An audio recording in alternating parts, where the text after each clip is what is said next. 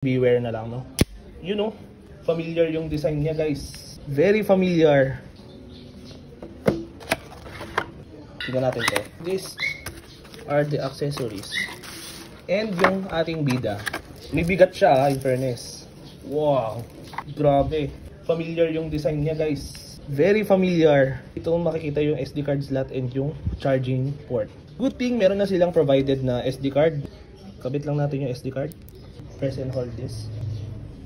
Okay, so nag-vibrate siya. Dito mo ikakabit yung lanyard niya. Ito yung mga inclusion sa kanya. User manual, camera itself, yung magnetic pendant, dalawang adhesive for helmet to, I guess.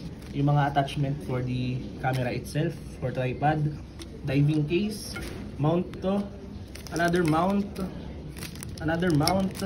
and pang mount, USB A to USB-C for charging. And ang maganda lang dito is standard yung mga mount niya. So pwede itong gamitin for other action cameras. So base dito sa specs niya, meron daw siyang 4K Ultra HD recording, Wi-Fi connectivity na rin, magnetic yung attraction niya. Recording while charging is possible. Pwede siya mag-loop recording or yung ginagamit sa mga dashcam. Supports up to 256 GB of storage. Micro SD card yung gamit niya. Waterproof up to 30 meters. Dito yon kapag ginamit yung kanyang diving case. Also yung kanyang wide angle lens na merong 120 degree field of view. Ito yung kanyang pendant. Beware na lang, no? You know, you can use this as your PC webcam with Wi-Fi function. So it can connect to the mobile phone para makita mo yung machine shoot mo. If you like to check out this one, just click the yellow basket down below.